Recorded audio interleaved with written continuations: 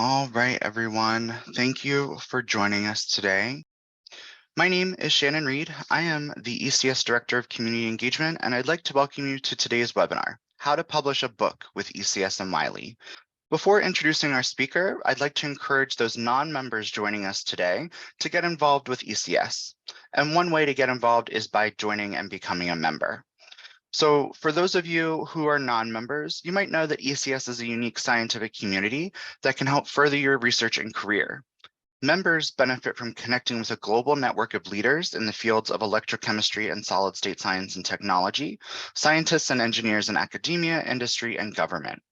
ECS offers a broad array of programs, including biannual meeting, discounts, awards, grants, and fellowships, continuing education opportunities, and much more. The webinar series is one great way to engage with the ECS community, but many of our members also connect with ECS through the biannual meetings. We encourage you to join ECS's illustrious electrochemical community. Know that we have membership options for well-established researchers, early career members, postdocs, and students. If you'd like to learn more or to join, visit electrochem.org/join. We also want you to mark your calendars for the upcoming ECS biannual meetings. In 2023, where we will be hosting the 243rd ECS meeting in Boston, Massachusetts, with the 18th International Symposium on Solid Oxide Fuel Cells. This is occurring May 28th through June 2nd, and the abstract submission deadline is quickly approaching on December 2nd. Registration will open in February 2023. And if you're interested in attending our first return meeting to Europe in a number of years, we will be back in Europe October 9th through the 13th for the 244th ECS meeting in Gothenburg, Sweden. Keep an eye out. We will be announcing that abstract submission will be open in late December, early January 2023. If you'd like to learn more about ECS meetings, please visit electrochem.org/meetings. Now, I'd like to introduce today's speaker. Sarah Higginbotham is a senior commissioning editor at Wiley. She received her master's in chemistry from the University of Oxford in 2007 before beginning her career in academic publishing. With nearly 15 years experience working with the international physical sciences community, Sarah is responsible for commissioning new products and managing a large portfolio of books and reference works in chemistry, including the Electrochemical Society book series. Sarah regularly engages with researchers, lecturers, and students to identify and design new content and products to support their studies and professional needs. She works closely with authors and editors throughout the process of developing a successful new book, from initial concept and proposal development through to publication.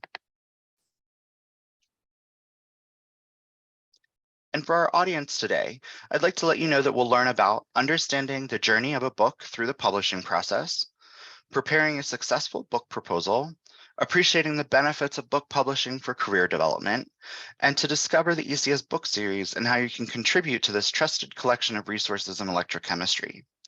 Again, we welcome your questions. You can send them in at any time during the webinar. Our presenter will answer as many as possible after her presentation. And now, I'd like to turn the webinar over to today's presenter. Sarah, take it away. Thank you, Shannon, for the kind introduction, and welcome to everyone joining our webinar today. So as Shannon mentioned, I'm a senior commissioning editor at Wiley. I'm responsible for commissioning our global programme of books and major reference works in inorganic and physical chemistry, including our long-established partnership with ECS. And due to my own personal background in chemistry, it's a particular pleasure for me to be working so closely with the physical sciences community.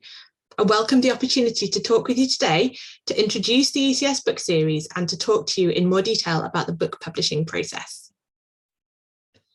In today's webinar, I will take some time to introduce the ECS book series for those of you who aren't familiar with our titles, and we will explore the book publishing experience. I will aim to address some key questions, including why should I publish a book, and what is publishing a book really like? What's the process, and what's expected of me as a book author or editor? What support is provided by Wiley, and how do I get started if I've got an idea? So to begin with, I'd like to briefly introduce the ECS book series. Now, this is a long-standing partnership. Wiley and ECS have been publishing partners working together for 20 years, and the series is already well established, including several well-known titles publishing in multiple editions. But we're really keen to grow our collection of resources to better serve the electrochemistry community. Together, we publish authoritative, detailed accounts on fundamental and applied topics in electrochemistry and solid-state science.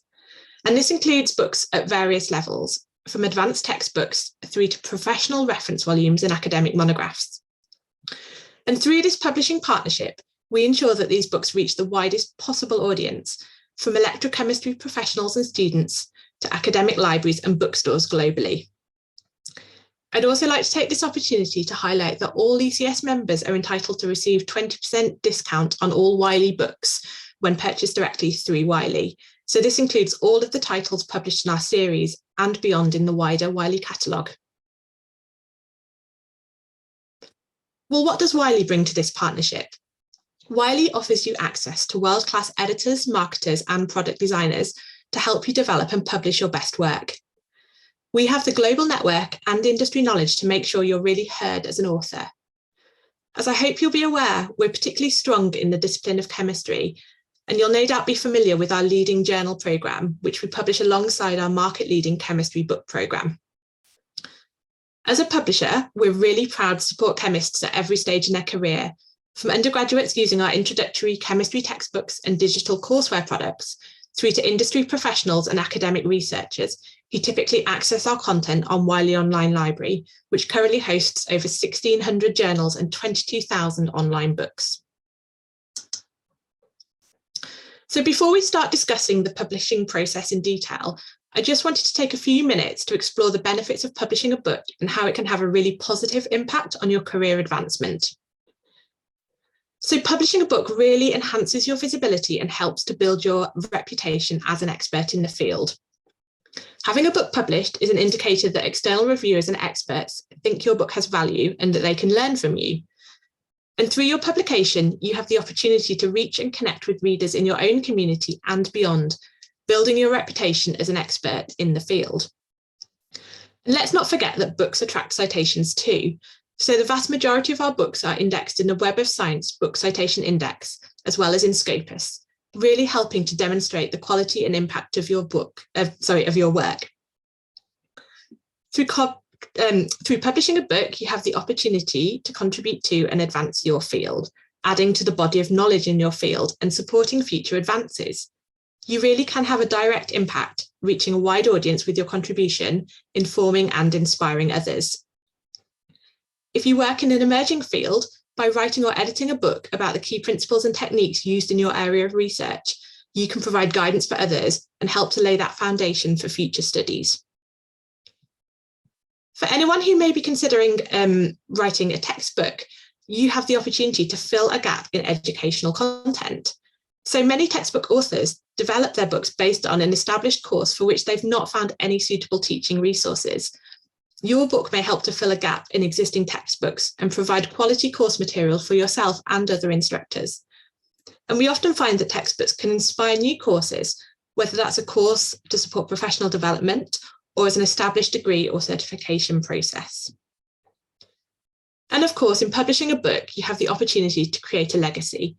Books last for a long time, and successful titles can become established go-to resources in a field for many years to come, often recommended to students and between colleagues, and often attracting citations. So by publishing a book, you have the opportunity to create a legacy and really ensure your impact lives on. I also wanted to highlight the various different types of books that we publish and talk about the importance of identifying the right readership for your book. So as we've already mentioned, one type of book we publish is the advanced textbook. And these are educational volumes aimed at upper-level undergraduates and graduate students seeking an accessible introduction to a topic. These textbooks enable students to understand advanced topics, and it really helps them to connect fundamental concepts with applications and engage with the primary literature. These textbooks can have a lasting impact on a new generation of scientists. Textbooks are typically written by a small author team. They're rarely edited. And often the lead author is an instructor who bases the book on a course they teach, but perhaps they haven't found any suitable teaching resources to support their course. As you'd expect for an advanced level textbook, it's appropriate to have some assumed knowledge, and the advanced textbook should be really clear about the prerequisites required to understand the content. It's also very common for these textbooks to include various pedagogical features to support learning, for example, problem sets, often with solutions, worked examples, key concept summaries, and case studies. One of the most common types of books that we publish at Wiley and within our series is the research volume. So these are in-depth studies of a topic, presenting authoritative overviews of current research. And I often think of these research volumes as a starting point for exploring a key topic. They allow the reader to get a really great scientific consensus in a field without having to jump straight into the primary journal literature first. These books are typically aimed at academic researchers, and I think of them as curated content collections, which can be used in different ways to support varying needs of researchers. Sometimes these academic research volumes are used to look up specific information. So a user may be searching for a specific chapter or even just a small section within the book. Other researchers may use them for end-to-end reading, using the book as a really accessible introduction to consolidate the current advances in a field before they jump into the journal literature. These research volumes can be authored volumes, and they can also be edited volumes. So to clarify, an edited volume is a book in which an editor will invite contributions from a number of different subject experts who all supply chapters which come together in the book. These academic research volumes are often consumed in digital formats in addition to print. And we also publish what we refer to as our professional reference volumes. So these are books which present scientific and technical information to support industry professionals. They're often very applications focused with practical information, for example, on topics such as instrumentation, methodology, standards, and legislation. And they often include case studies from industry. Again, these very industrial-oriented books can be both authored and edited. So I hope it's helpful to give you a sense for the different types of book we publish. It's really key to identify the primary audience for your book at the outset. But of course, we acknowledge there is some overlap in readership, and this is particularly true between the research volumes and the professional reference books, which often serve both academic researchers and industrial scientists in a field. As you'd expect, we publish all of our books in a variety of electronic formats to meet varying customer needs. So we do still publish in print, but digital formats are increasingly the preferred format for readers to consume our content, particularly for our advanced research volumes, which are offered online on Wiley Online Library alongside our journal content. Customers will subscribe to our subject-oriented content collections on Wiley Online Library, where we currently host over 22,000 online books, or O-books as we refer to them at Wiley. This content is available in PDF format by chapter, and this allows us to track downloads at a chapter level, with each chapter having its own unique DOI. These online books offer powerful digital benefits to libraries and end users. For example, powerful browse and search functionality, the opportunity to download and print without any restrictions, and the opportunity for unlimited concurrent user access. Wiley Online Library also delivers users seamless integration between our books, journals, reference works, laboratory protocols, and databases. In addition, we also publish all of our books in various ebook formats, including an ePDF edition, which is an ebook licensed to customers via third-party sellers, EPUBs, which are for individual purchase, and of course the Kindle editions for reading on the Amazon Kindle. And finally, for textbooks, we also publish an e-textbook in partnership with VitalSource. So this is a digital textbook which can be accessed on the VitalSource bookshelf, the world's #1 e-textbook reader. VitalSource Bookshelf offers readers the option to access their textbooks on any device, online and offline, with a variety of study tools to enhance the learning experience, including the facility to add annotations, bookmarks, and create flashcards. So I'd like to turn our attention now to the book publishing process, and I've consolidated it into 5 key steps, from first concept to publication. And so whether you have in mind a student textbook or a reference volume inspired by your research, the first thing to do is to identify why the book will be useful and what makes it unique. Perhaps it will be the first book on an emerging new research topic, or maybe you've been teaching for many years with no suitable textbook to recommend to students. Whatever your motivation for writing or editing a book, it's really important to consider why the book should be published and how it will benefit the reader. And as commissioning editors, we're always delighted to discuss new book ideas and really help our authors refine their initial concepts based on our publishing expertise and our detailed knowledge of the market and subject community. Once you have a clear concept in mind, the next stage is to outline your plans in the form of a book proposal. And the proposal should clearly describe your vision for the book. We have a proposal form to support you in this process. This proposal form will prompt you to address several key questions and provide the information that we need in order to make a publication decision. So your book proposal is your opportunity to highlight the unique aspects and value of your book. I'd like to think of this as a sales pitch to your Wiley editor and peers. And the more information you can provide at this early stage, the more constructive the forthcoming review process will be. So I've included on the slide here some useful considerations to bear in mind when preparing your book proposal. First of all, the draft table of contents, and this is really the starting point for most authors and editors when starting to prepare their proposal. Of course, the first question is, what will your book cover? So it's important to spend some time thinking carefully about the scope of your book and how you want to structure the content. We appreciate it's only a draft at this stage and it may evolve throughout the writing process. But this is the really crucial first step towards outlining the book you have in mind. Alongside your draft table of contents, we'll ask you to provide various bits of supporting information, including some statements on the value of the book. So consider why someone should buy this book and how you believe it will make a difference. Have there been any changes in your field to cause a need for the book? Or is there a gap in the existing literature that really does need to be filled? These comments will all help us to establish the value of your book. We'll also ask you to comment on what audience you're writing for, who really needs your book, and therefore what format and style of book is appropriate. We'll ask you to comment on the competition for your book, and this is really important for us because it really helps us to position your book attractively in the market and draw out its unique advantages. So even if you don't believe there's any direct competition, it can be helpful to know about any related titles or the resources that people are currently using. We'll ask you to comment on whether the book is going to be authored or edited. And if you're taking the edited route, we'll ask you for some suggestions on who will contribute the chapters.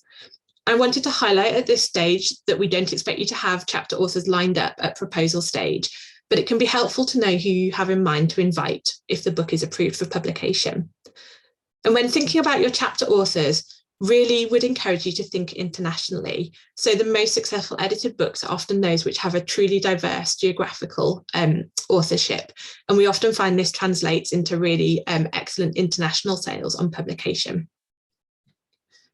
And then finally, we'll ask you for some practical information. So for example, we'll ask you to come up with an estimate for how many pages you expect the book to contain.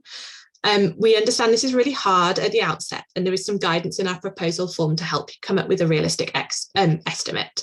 It's also something that we're really happy to discuss with you. And I wanted to highlight the flexibility here. So if you look across our book programme, you'll see that our books vary considerably from fairly short books of around 250 pages through to multi-volume books of 700 or 800 pages. And we'll really look to you as the subject expert to advise us on how many pages you think are necessary to present the topic. We'll also ask you for some recommendations on time frame and schedule. So again, I wanted to highlight the flexibility here.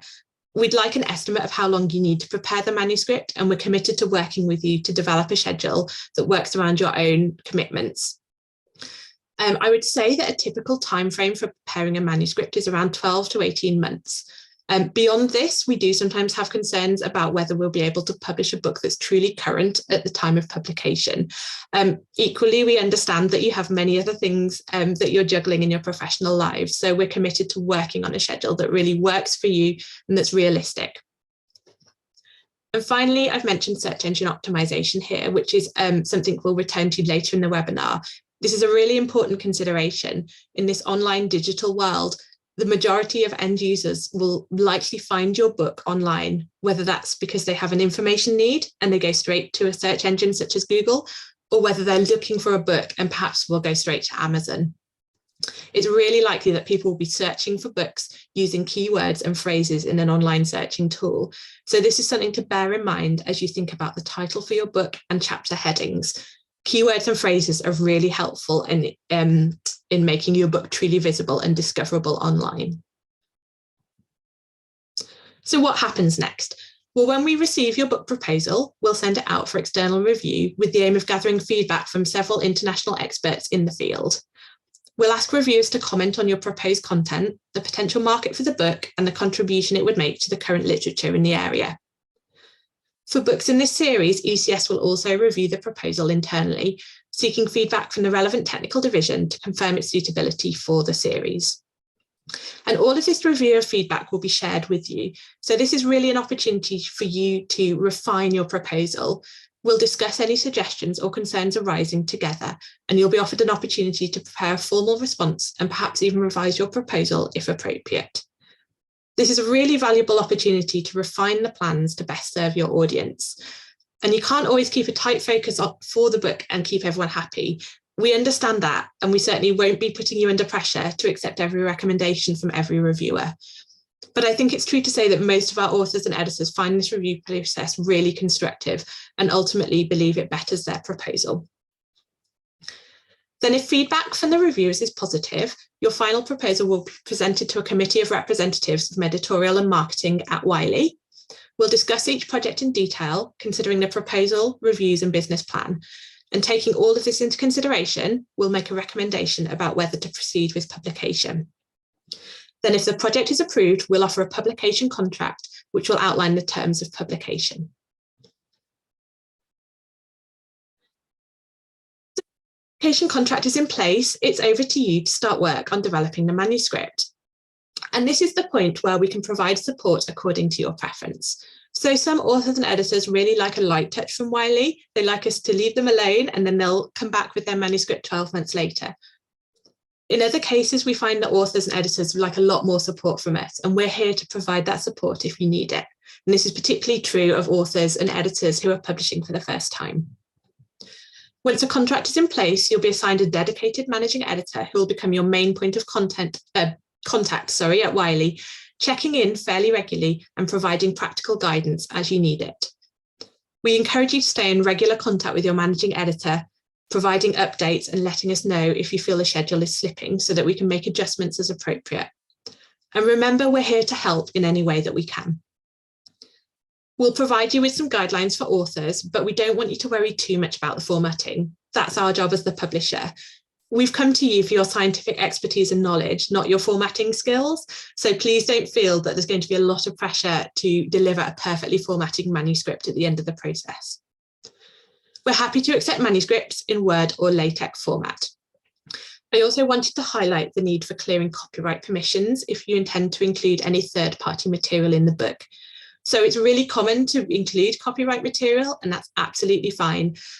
Typically, this will take the form of figures, perhaps taken directly from journal articles, and we're okay to include them as long as we have the appropriate copyright permission in place. We have advice that we can provide you with at the outset so that you know exactly how to go about clearing these permissions. And we also have a dedicated permissions team here at Wiley who can provide support with more complex cases if you need it. Again, I've mentioned here search engine optimization. This is something really important to consider throughout manuscript development. Again, making sure that all of those keywords and phrases are in section headings, chapter titles to enhance that online discoverability of your book. And finally, I've mentioned here sharing sample material with Wiley. This can be a really useful process, helping us to identify any minor issues very early on in the process and iron these out so that by the time you're ready to submit your final manuscript, hopefully things will be in great shape so that we can move straight on with the production phase as soon as possible. So that brings me on nicely to step 4, which is the production phase. So you've sent us your manuscript. What happens next? Well, the first thing that happens is an assessment by ECS and also by Wiley. We'll both look at the manuscript to confirm the scope and content is what we expected and to check that we have everything we need from you to proceed with production. Assuming everything's in good order and as expected, we'll begin with the production phase at Wiley. And the first step here is the copy editing. We use professional copy editors who are familiar with scientific manuscripts, and they will copy edit the manuscript for style, consistency, grammar, and nomenclature. And we may have some queries arising during this process. And if we do, we'll reach out directly to you as the author for clarification. The copy edited manuscript is then sent on to the typesetter, and this is where we apply Wiley's standard design specification for the text layout. We'll check all of the illustrations are of an appropriate resolution and prepare them for reproduction. And once the typesetting process is complete, we'll generate a set of proofs which will be sent to you for checking, and to your chapter authors too. And these proofs are usually supplied as editable PDFs into which you can directly mark up any corrections as needed. We'll also ask you to compile an index based on these proofs. And as I mentioned, in the case of edited books, we'll reach out directly to your chapter authors, so they also get oversight and an opportunity to correct their chapters. In parallel to these production processes, we'll also be working with you on the cover design for your book.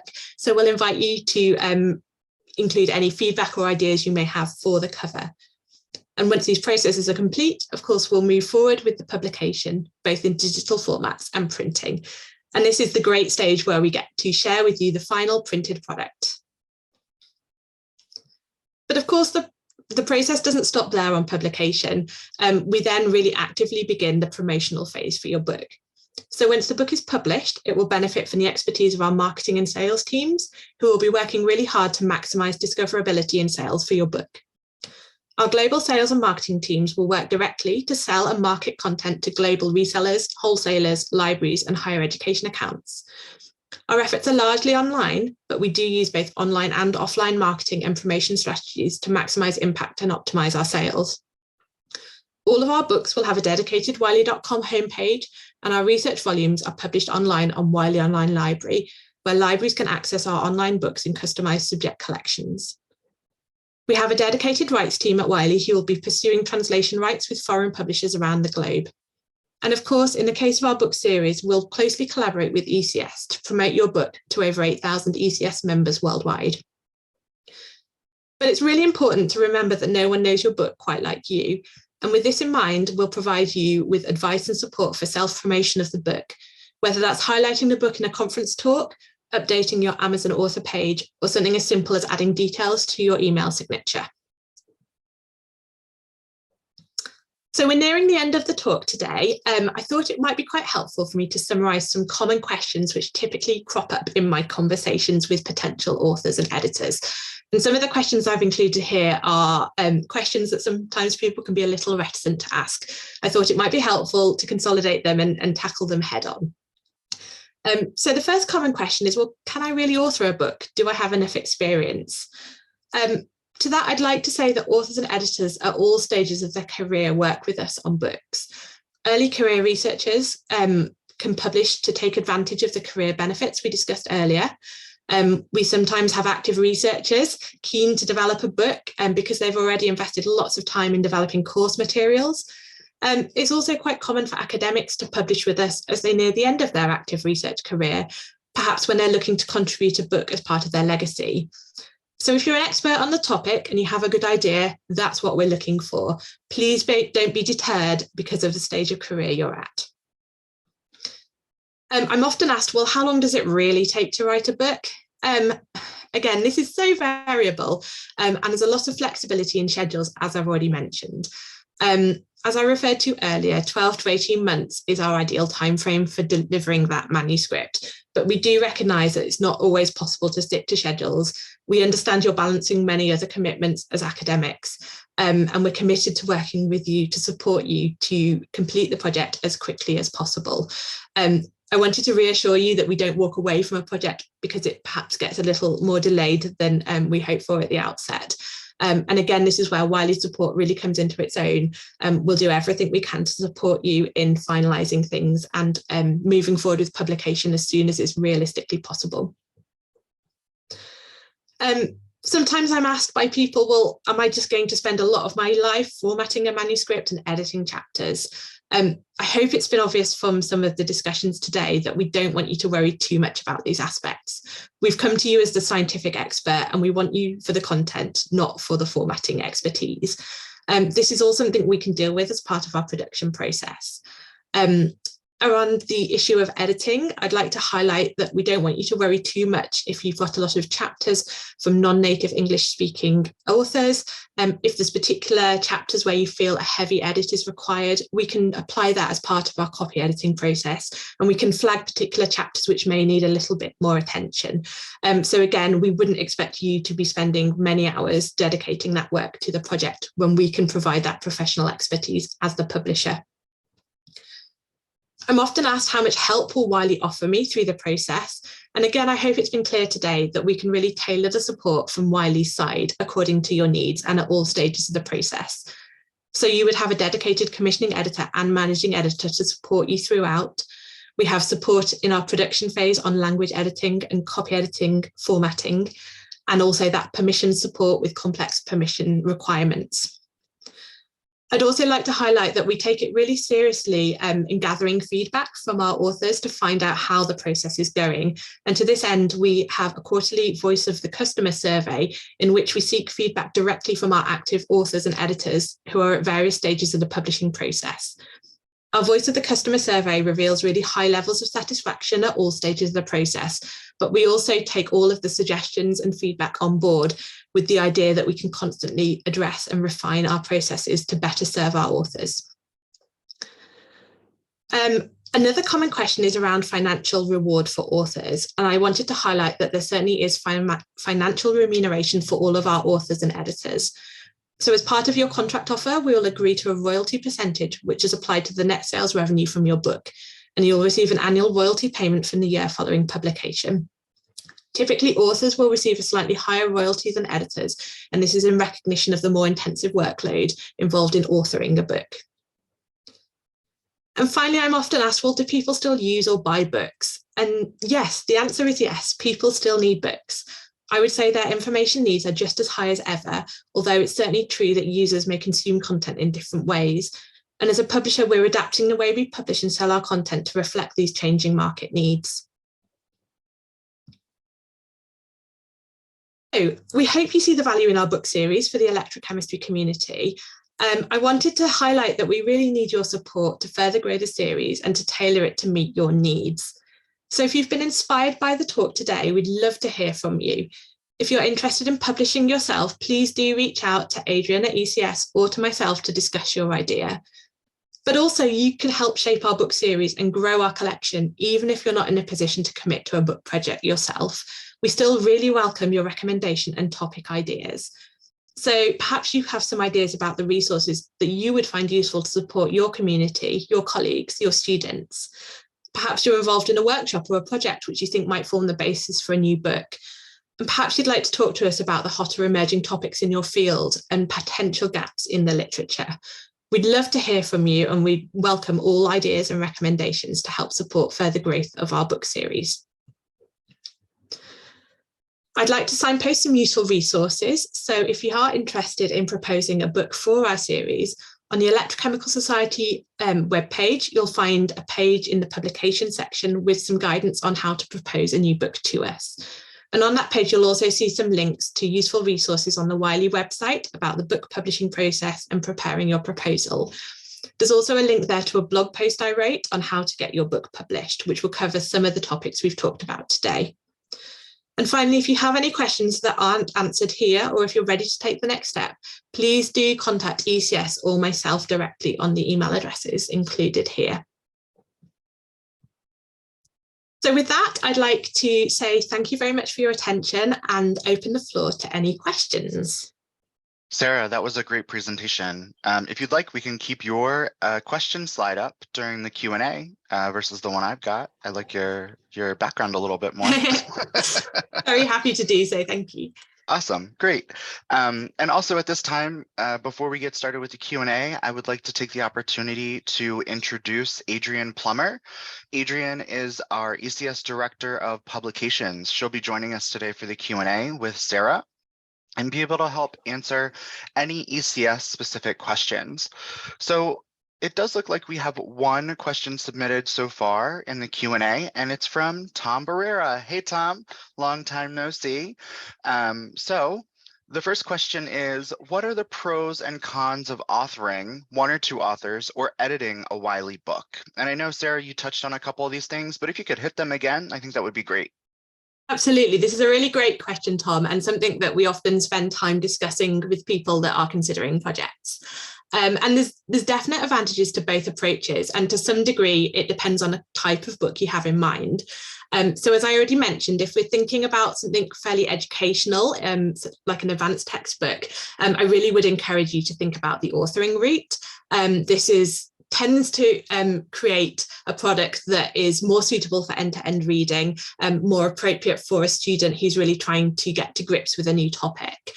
On the other hand, we appreciate that authoring a book is quite a significant commitment. It often involves a lot of time, and it's obviously not going to be possible for everyone to take that approach. So that brings me to one of the key advantages of an edited book, which is it's still quite a lot of work to bring a book together and to coordinate it, but ultimately it's not as work intensive as authoring a book.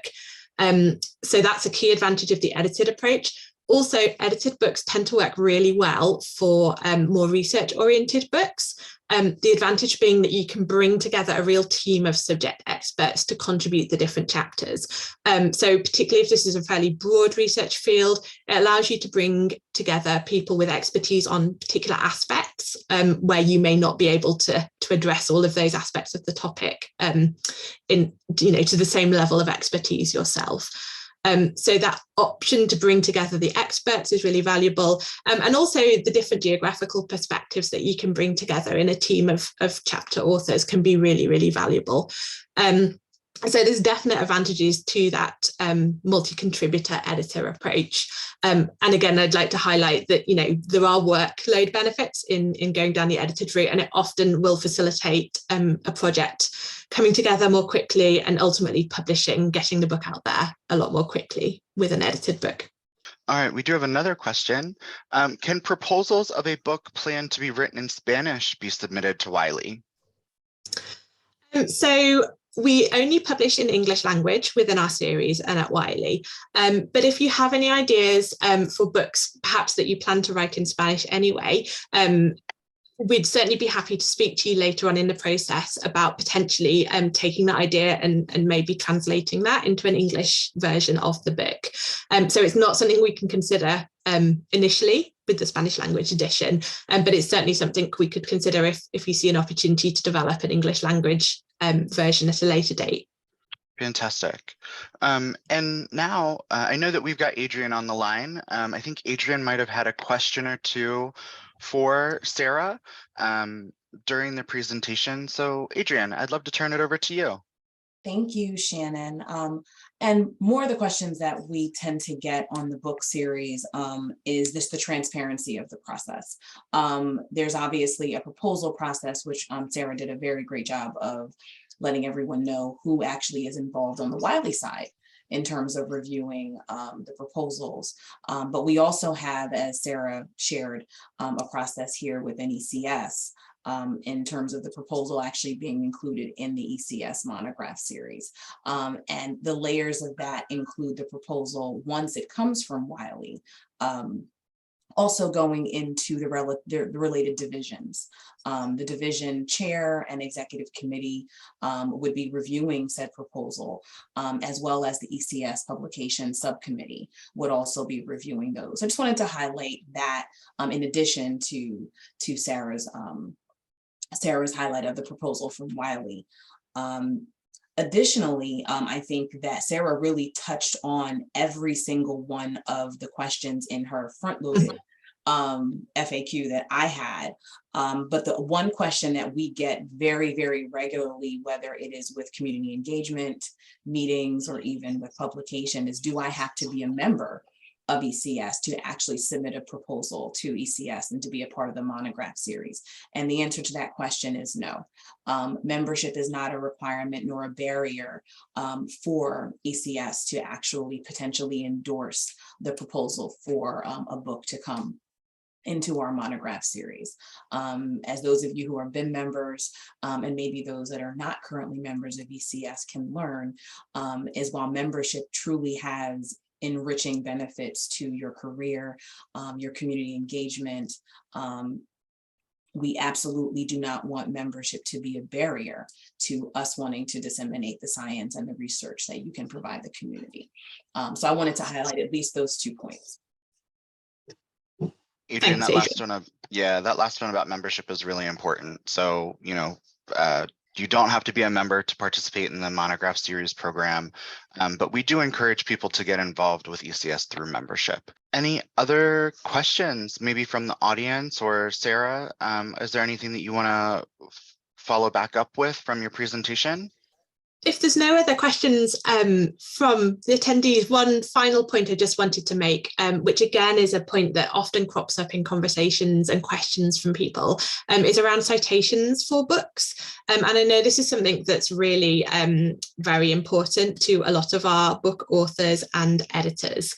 So I just wanted to clarify that, as I touched on, Wiley books are indexed in the Book Citation Index with Web of Science and also in Scopus. And here at Wiley, we have an automatic data feed which submits details of all our online books automatically for indexing on these platforms.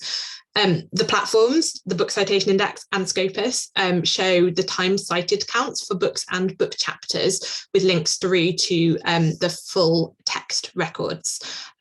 So that's a really great way for authors to see who's citing their work, and really does help to increase the visibility of book publications for the evaluation of research output. So this is, a really positive development for book publishing, I think. The selection criteria does vary ever so slightly between these platforms, but both Scopus and Web of Science welcome both authored and edited books, monographs and research volumes, and Scopus explicitly includes graduate textbooks as well. So whilst we can't absolutely guarantee the inclusion of your book, because the ultimate decision is made by Scopus and Web of Science, we're really committed and well set up to ensuring all of the data feeds through, and we certainly see that the vast majority of our books now are indexed on these platforms.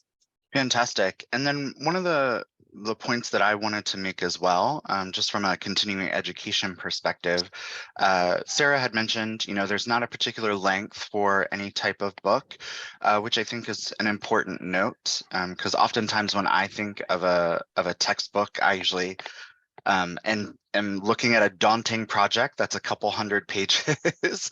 But the connection here that I wanted to make to continuing education is that ECS also has a short course program. And so we can help bolster your book publication if there's an interest in potentially partnering that with a short course that would be presented at an in-person meeting or virtually. So there's lots of ways to put some additional support behind your book once it's gone through that process and been accepted and published. So that's also a nice thing to keep in the back of your mind as well.